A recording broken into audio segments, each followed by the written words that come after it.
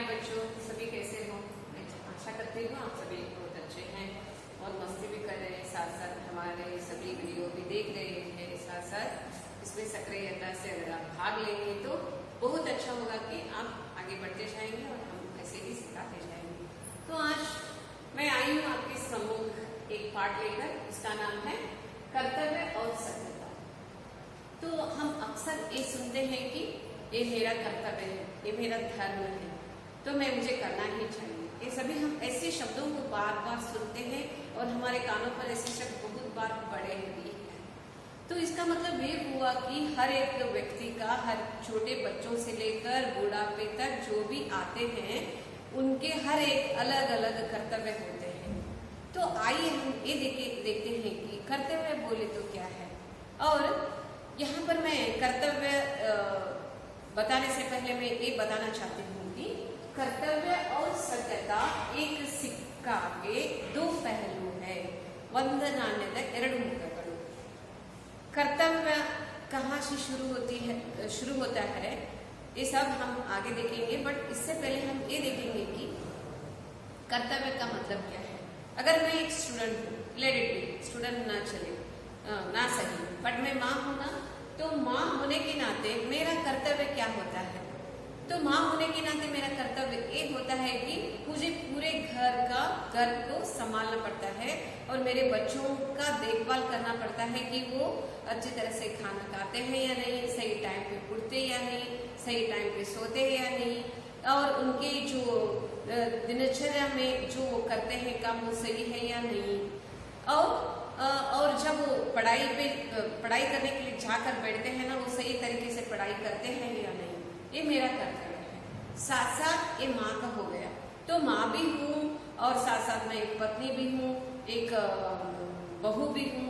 ये सब मैं जब निभाऊंगी ना, तो इसका मतलब ये हो गया कि मैं अपना कर्तव्य करूँ, ताकि मेरे पति के लिए मैं सही पत्नी बनूं तो मेरा कर्तव्य सही प्रमाणता से सही हो जाता है।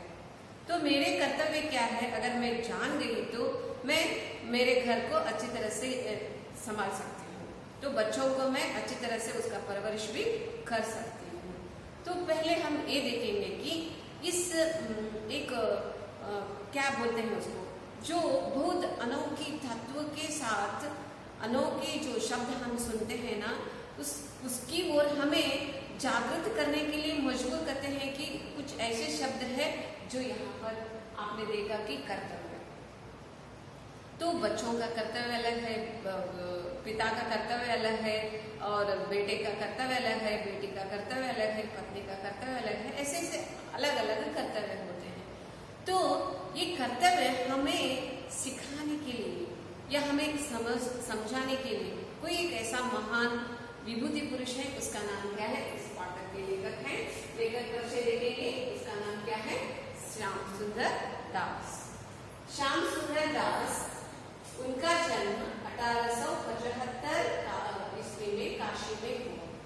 काशी आपको पहले भी जानते हो कि काशी हर एक विद्वानों के लिए, विद्वांसों के लिए बहुत श्रेष्ठ एक ऐसा प्लेस है जहाँ पर जाकर बहुत से लोग अपनी अभिवृद्धि, अपनी प्रगति, अपना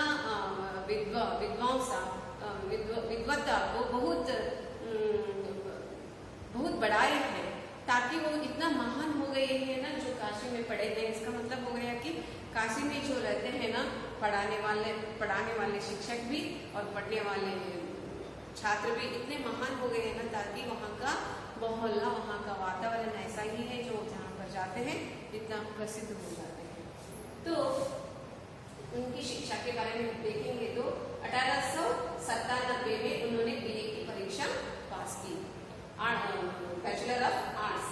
बीए का मतलब सेवा, उन्होंने क्या सेवा की, कौन सी सेवा की बोले तो वो पहले स्कूल में एक टीचर होने के नाते उन्होंने पढ़ाया, टीचर होकर बाद में वो लखनऊ गए ना, लखनऊ जाने के बाद भी कालीचरण स्कूल में वो अध्यापक ही रहे। बाद में काशी विश्वविद्यालय के हिंदी विभाग में, यहाँ पर काशी विश्वविद्यालय में लिखा है ना यूनिवर्सिटी में हिंदी विभाग के, यहाँ पर हिंदी विभाग में अध्यक्ष पद पर वो नियुक्त हुए। तो इतने महान थे श्याम सुंदर दास। और उनको इसके बाद ये सभी 3 विभाग में जो उन्होंने कार्य किया, उसके बाद उसके मन में ये आया कि हिंदी का प्रचार करना चाहिए। तो किसके जरिए वो करना चाहते थे?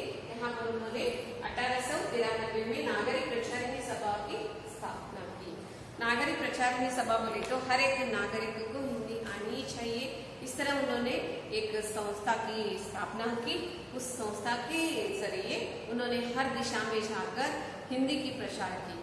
ये सभी सेवा देख रहे थे ना सरकार, तब ये सभी देखते हुए उनको ऐसा लगा कि ये इतने महान व्यक्ति है ना, इसको हमें उपाधि देना ही चाहिए। तो उन्होंने सुन लिया और देख लिया उनकी सेवा, और उनको उन्होंने दिल्ली साहित्य वाचस्पति से सम्मानित किया, गौरवान्वित किया। यहाँ पर उनको 2 उपाधियां मिली है। फर्स्ट वन D.Litt और सेकेंड वन साहित्य वाचस्पति। तो इसका मतलब हो गया कि वो इतने महान थे कि उनको कोई भूल नहीं सकता। तो उनकी बहुत सी इतनी अनोखी कृतियां उन्होंने लिखी है। बट यहाँ पर जो हमें यहाँ पर जो एडजस्ट हुआ है उतना मैंने लिखा है। तो उनकी मृत्यु 1945 में हुई और कृतियां नागरी वर्णमाला, हिंदी भाषा और साहित्य, उन्होंने ऐसी बहुत सारी कृतियां लिखी हैं। तो उनकी विद्वत्ता बहुत अनोखी थी, प्रखर थी। तो हम आगे बढ़ेंगे कि इस महान विशिष्ट अंशों के साथ कर्तव्य और सत्यता। अगर कोई एक व्यक्ति कर्तव्य करना चाहता है तो वो अगर सत्यता से रहेगा तो ही कर्तव्य का पालन कर सकता है।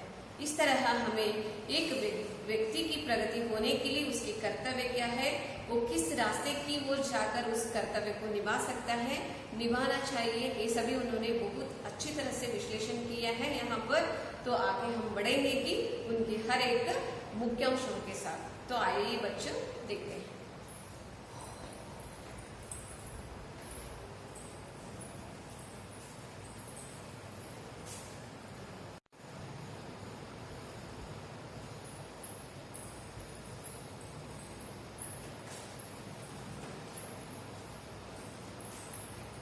बच्चों हम ये देखेंगे कि कर्तव्य और सत्यता के इस पाठ के अंदर कुछ थोड़े बहुत प्रमुख अंश आते हैं। उन अंशों को हम यहाँ पर डिस्क्राइब करेंगे, देखेंगे, सुनेंगे। कर्तव्य पालन हमारा, कर्तव्य का पालन करना हमारा परम धर्म है। मैंने शॉर्ट किया है। कोई भी एक व्यक्ति कर्तव्य करना चाहता है तो उसके अंदर किस मन से करना चाहिए? उसको सत्यता से और धर्म से। तो यहाँ पर धर्म और सत्यता एक दूसरे से संबंध बन गए हैं, संबंध जुड़ गए हैं। क्योंकि कोई एक व्यक्ति अपना कर्तव्य करना चाहता है तो धर्म से करना चाहिए, नहीं तो सत्यता से करना चाहिए। कोई एक व्यक्ति सत्यता से करना चाहता है तो सत्यता के अंदर धर्म आता है, धर्म के अंदर सत्यता आ ही जाता है। तो यहाँ पर क्या हो गया, कोई एक व्यक्ति अपना कर्तव्य करना चाहता है तो सत्य या धर्म के एक बुलंदी के अंदर ही करना चाहिए। और कर्तव्य से चरित्र की शोभा बढ़ती है। कोई व्यक्ति छोटे से लेकर बड़ों तक अपना कर्तव्य करेगा ही तभी उसकी चारित्र्य की शोभा बढ़ेगी। फॉर एग्जाम्पल श्री रामचंद्र अपने पिता को जब उन्होंने वचन किया था कि मुझे जाना है, वन जाना है, तो वो वनवास के लिए गए। इतने खुशी के साथ गए कि उन्होंने समझ लिया कि मेरा कर्तव्य है। क्यों बोले तो प्राण जाए मगर वचन न जाए। जो अपनी माँ को उन्होंने प्रॉमिस किया था पहले दिनों में, जो पूछेगी वो सभी देगा, तो वैसे ही उन्होंने यहाँ पर कैकेयी ने क्या पूछा, रामचंद्र के लिए 14 वर्षों तक वनवास पूछा। तो उस कर्तव्य का पालन करना इनका कर्तव्य बन गया, ताकि यहाँ पर वो खुशी के साथ, धर्म के साथ, सत्यता से उसको निभाया। अगर कोई एक व्यक्ति अपना कर्तव्य से जब पीछे हटता है तो उसका मन क्या हो जाता है बोले तो बुरे कर्मों को करने के लिए मजबूर करता है, जैसे कि चोरी करना, झूठ बोलना या कर्तव्य से पीछे हटना। जब ये सभी करता है तो उसको इतना बुरा लगता है ना कि मैंने अच्छा काम नहीं किया है, आज मैंने झूठ कहा है या मेरे कर्तव्य का पालन नहीं किया है या मैंने चोरी की है, इस तरह उसका मन छोटा हो जाता है, दिल छोटा हो जाता है, वो दुखी रह जाता है। कोई एक व्यक्ति कर्तव्य का पालन करना चाहता है तो उनकी सम्मुख 3 बाधाएं, कठिन परिस्थितियां हैं, समस्याएं हैं। वो क्या है बोले तो चित्त की चंचलता, बोले तो चित्त चंचल, डिस्टर्ब होने का जो मनस्थिति है वो, उद्देश्य की अस्थिरता। अगर कोई एक आपका उद्देश्य है बोले तो स्थिर नहीं है तो उस उद्देश्य तक आप पहुंच नहीं सकते। और थर्ड, मन की निर्बलता। अगर मन की बातों में हम आ जाते हैं तो हमारा कर्तव्य हम कभी पाने कर नहीं सकते। फॉर एग्जाम्पल, एक स्टूडेंट है, उसका कर्तव्य क्या हो जाता है बोले तो अच्छी तरह से पढ़ाई करना और पढ़ाई में आगे आना, और केवल पढ़ाई में आगे आना, पढ़ाई करना उस स्टूडेंट के लिए एक कर्तव्य होगा, मगर एक घर के लिए सीमित नहीं है, उस गली के लिए सीमित नहीं है, उस गांव के लिए केवल सीमित नहीं है, राज्य के लिए सीमित नहीं है, देश के लिए सीमित नहीं है, केवल यूनिवर्स के लिए सीमित नहीं, बल्कि उसका कर्तव्य क्या है, घर तक ही पढ़ना नहीं है बल्कि यूनिवर्स तक पढ़ना है। यूनिवर्स का ये भी कर्तव्य होता है कि जहाँ पर मेरा जन्म हुआ है मुझे किस तरह का जीवन अपनाना चाहिए, इस तरह का कर्तव्य उसका भी हो सकता है कि उसको क्या कौन सा कर्तव्य करना चाहिए, एक बता सकता है। जो दूसरे के लिए उपकार किया उसके लिए आदर और सत्कार हमेशा रहता है। कोई व्यक्ति अपने कर्तव्यों को अच्छी तरह से पालन करता है तो उसको हर तरफ जहाँ भी वो जाता है उसको सम्मान, इज्जत, गौरव, शोभा ये सब मिलता ही है। क्यों बोले तो कभी भी उस कर्तव्य से पीछे नहीं हटा है। और नेक्स्ट, बिना स्वार्थता से कर्तव्य का पालन करना अच्छा नहीं है। कोई एक व्यक्ति कोई भी हो सकता है, माँ, बाप, पिता या भाई बहन, कोई भी हो सकता है, टीचर हो सकता है, जो भी काम करता है ना इस जगत में, अब अगर वो उसके मन में स्वार्थता से अगर वो कर्तव्य का पालन करेगा तो वो कर्तव्य हो ही नहीं सकता, वो कर्तव्य हो ही नहीं सकता, क्योंकि कर्तव्य किससे जुड़ गया है, धर्म और सत्यता से। अगर यहाँ पर स्वार्थ आ गया इसमें थोड़ी ना कर्तव्य कहलाता है, इसलिए यहाँ पर वो कर्तव्य अगर करना चाहता है तो बिना स्वार्थता से करना, तभी वो महान बनता है। फॉर एग्जाम्पल, अभी एक पेड़ है, पेड़ जब बढ़ता जाता है तो जब उसमें फूल उगते हैं तो फल कुसुमित हो जाते हैं तो क्या हो जाता है, मीठे फलों को देखकर सभी लोग खाना चाहते हैं। जब उन फलों को खाना चाहते हैं तो उस पेड़ की ओर क्या फेंकते हैं, वो पत्थर। वो कभी तब दुखित होता है, क्या मुझे सभी लोगों ने पत्थरों से मारा, मैं क्यों दे दूं फल, ऐसे थोड़ी ना सोचता है। वो कहता है कि ये मेरा कर्तव्य है, वो जो चाहे मुझे दे सकते हैं, मुझे उनके प्रति क्या देना है, अच्छा ही देना है। वो अगर पत्थर देते हैं तो तभी मुझे अच्छा ही देना है, मेरे मीठे फलों को ही देना है बोलकर वो अपना कर्तव्य करता है। वैसे ही नदी हमेशा बहती रहती है, चाहे वो चट्टान आ जाए, समुद्र आ जाए, सरोवर आ जाए, कुछ भी आए, हमेशा बहती रहती है। उसी तरह हर एक का कर्तव्य ये होता है कि जो हमारे सामने जो भी समस्याएं आ जाए, कुछ भी हो जाए, मुझे अपने कर्तव्य से पीछे नहीं हटना है। अगर मैं ऐसे की तो मुझे सभी लोग आदर सत्कार करेंगे ही। और थोड़े इसी तरह का बहुत सारे अच्छे अंश हैं तो आगे हम देखेंगे बच्चों।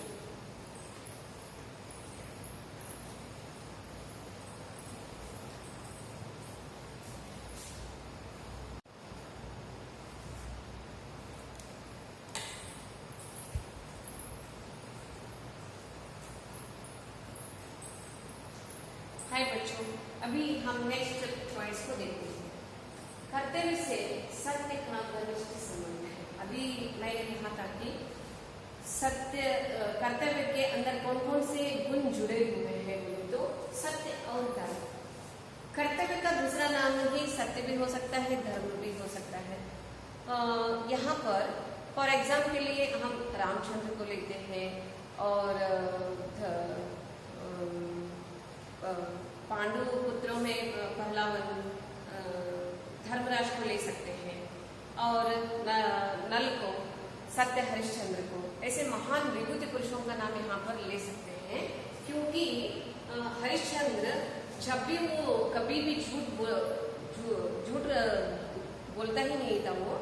जब वो सत्यता से बोलता रहता था कि वो समझता था सत्यता से रहना ही, बोलना ही कर्तव्य है। तो हम क्या सोचते हैं अभी, एक समस्या से बाहर आने के लिए हम क्या सोचते हैं, कितना झूठ बोलते हैं, कितना सभी को मूर्ख बनाते हैं, उल्लू बनाते हैं, और ये समझते हैं कि ये सभी मेरी बातों को मान रहे हैं। थोड़े मत सोचो ऐसे, कभी भी मत सोचो। कोई भी एक व्यक्ति झूठ बोलना शुरू करता है तो आसानी से हम पता लगा सकते हैं कि उसका तेवर बदल जाता है, उसकी आंखें बदल जाती हैं और उसका चेहरा भी बदल जाता है, चेहरे का रंग बदल जाता है। तो इसका मतलब हो गया वो कर्तव्य करना ही, करने के लिए लायक हो। सत्यता से अपने काम को सफलता पूर्वक करता है। जो सत्यता से अपने कर्तव्य को करेगा उसका काम सफलता से पूर्ण रूप से सफल हो जाता है। इसका मतलब क्या है, हमें पहले कर्तव्य का मतलब जानना है। मेरा कर्तव्य क्या है, ये मुझे करना चाहिए या नहीं, अगर मैंने छोड़ दिया तो क्या होगा, अगर मैंने किया तो क्या होगा। अगर ये दोनों मुझ में है, मेरे मन में है, मुझे पता चलेगा कि अगर करने से क्या होगा, ना करने से क्या होगा, तो मैं जरूर करूंगी। वो भी कैसे, सत्यता से।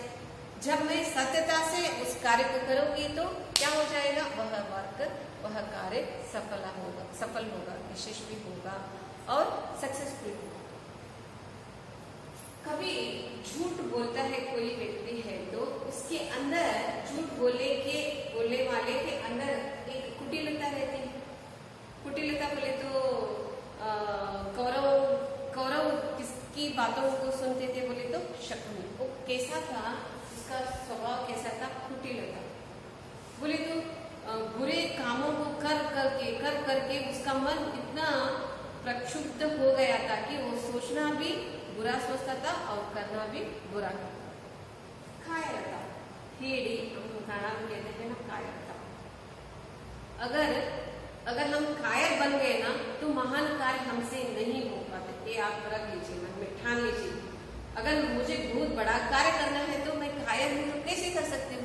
अगर सभी लोग ये सोचते कि ब्रिटिश लोग बहुत बुरे हैं, हमें उनके सम्मुख खड़े होकर कैसा सभी के मनों में इस स्वतंत्रता की पूंजी को स्वतंत्रता से अस्वतंत्रता से स्वतंत्रता की ओर लेकर आने के लिए हमसे नहीं होगा, ऐसे सभी सोचे होते तो बताइए, सोचिए क्या हुआ होता।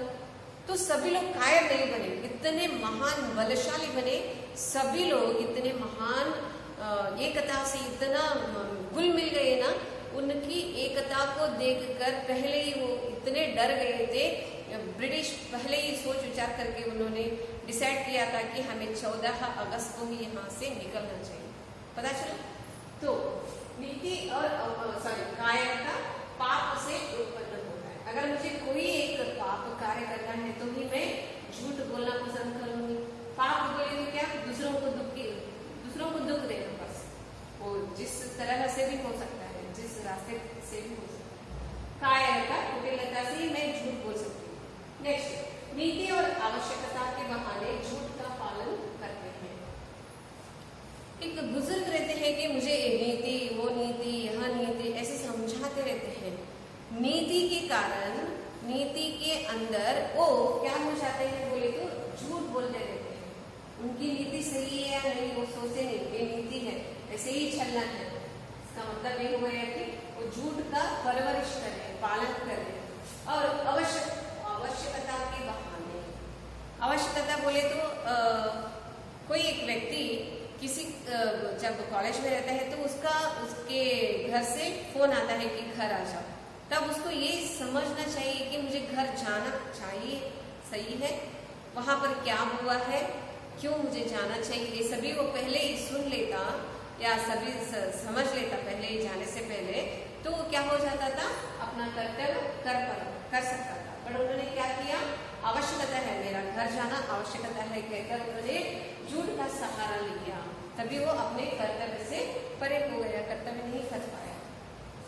झूठ बोलना चतुराई नहीं है, क्योंकि व्यक्ति इतनी चतुराई से झूठ बोलते हैं ना, मानो वो इतने महान है, मगर वो सच में भिखमंगे रहते हैं, दरिद्र रहते हैं, बहुत गरीब रहते हैं और ऐसी बातों को बताते रहते हैं कि अपने उस झूठ की चक्र में सभी लोगों को फंसाते रहते हैं, सभी लोगों से बहुत शाबाशी लेते रहते हैं। मानो कभी न कभी वो सच्चाई सभी के सामने आएगी, उस दिन आपका क्या हो। ऐसे आप सोचो मत, आप झूठ बोल रहे हैं, दूसरे आपको बिलीव कर रहे हैं, विश्वास कर रहे हैं, इसका मतलब आप दूसरों को विश्वास दूसरों का विश्वास जीतने से बेहतर आप अपने से विश्वासद्रोही हो रहे हैं, आप अपने से ही विश्वासद्रोही हो रहे हैं, आप अपने आप को ठगा रहे हैं। दूसरों को ठगाने से बेहतर आप अपने से अपने आप को ठगा रहे हैं। इसका मतलब आप सोचते रहते हैं कि मैं कितना झूठ बोलता हूँ, सभी लोग मेरे झूठ को कितना पसंद करते हैं और बिलीव करते हैं कि मैं सच बोलूँ। इसका मतलब क्या हुआ, आप दूसरों को द्रोही बनाने से बेहतर आप अपने आप को द्रोही बनाते हैं। इसलिए ऐसे मत करो। सत्य बोलने वाला आड़ावर से दूर भागता है। कभी वो हमें सच बोला है तो क्यों दूसरों का विश्वास करना, दूसरों को अपनी ओर खींचना, ये सभी होता ही नहीं। क्यों बोले तो हम कैसे हैं, सत्यता से हम अपने धर्म में आगे बढ़ रहे हैं, तो दूसरों के सम्मुख जाकर हाथ जोड़कर विनती करने की आवश्यकता नहीं तो उसकी इशारों पे नाचने की आवश्यकता नहीं। क्यों बोले तो हम में सत्य है। क्यों बोले तो सत्य हरिश्चंद्र सत्यता से आगे बढ़ रहा था, धर्म के साथ आगे बढ़ रहा था, कर्तव्य का पालन कर रहा था।